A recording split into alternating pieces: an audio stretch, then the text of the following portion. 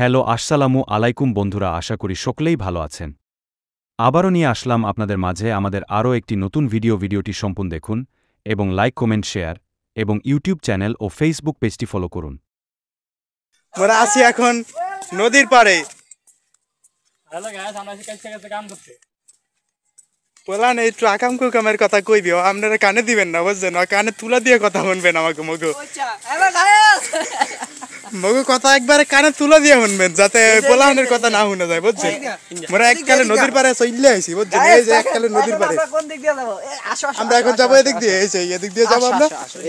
এই আমরা কোথা জানি যাচ্ছি, এই যে নাইম এটা ফেরিঘাট। আমরা ফেরিঘাট যাচ্ছি আসলে। আর আমাদের সাথে এই যে যুক্ত আছেন আরো ফ্রেন্ড সার্কেলরা। আমরা যাইতেছি, আমারও মোরা যাইতে চাই। আইও হ্যাঁ, আপনাকে আইতে বলছে এই জায়গায়, আপনারা চলে আসবেন।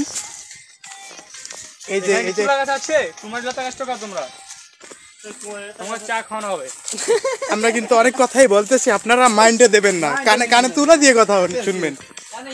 এ আমি ঠিক কইছি না ভাই, আমি ঠিক কইছি না, কানে তুলা দিয়ে কথা শুনবো না।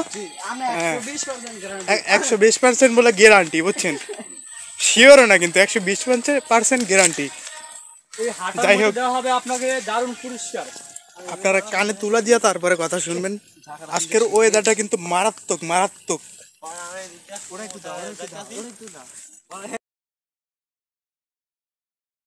আজকের ওয়েদারটা মারাত্মক। আজকে আমার পার্ক কাছে যদি শিমুলের গাছ বসতে পারবেন 10 টাকা করে।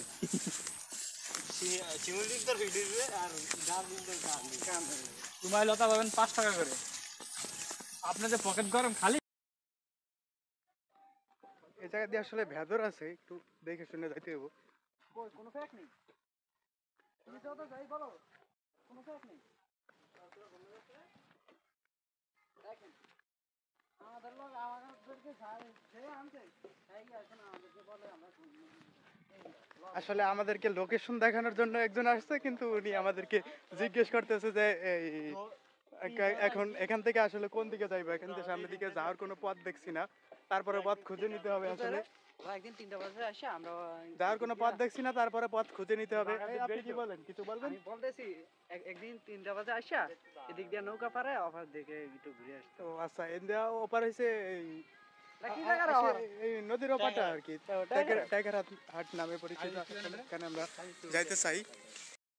আমরা চিন্তা করছিলাম যে আসলে ফেরিঘাটের দিকে যাবো, কিন্তু দেখতেছে ফেরিঘাটের দিকে যাওয়া যাবে না।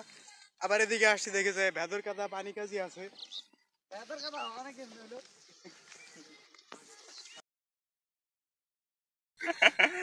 তো যাই হোক,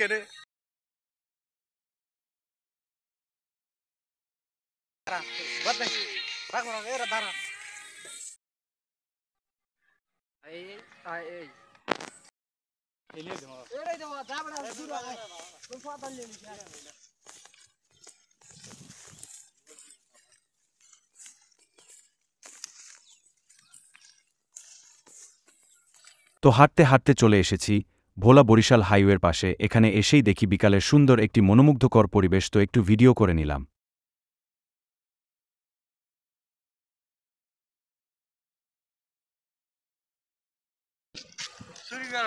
অবশেষে মোরা চলে আসলাম হাইওয়েতে।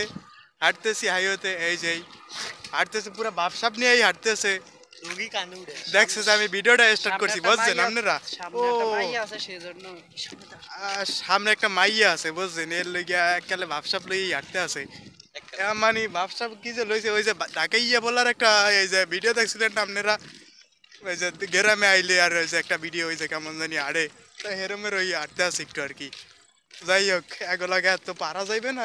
তো আজকের ভিডিওটি কেমন লেগেছে কমেন্ট করে জানাবেন এবং পরবর্তী ভিডিও দেখার আমন্ত্রণ জানিয়ে এখানে বিদায় নিচ্ছি। সকলে ভালো থাকবেন, সুস্থ থাকবেন। আল্লাহ হাফেজ।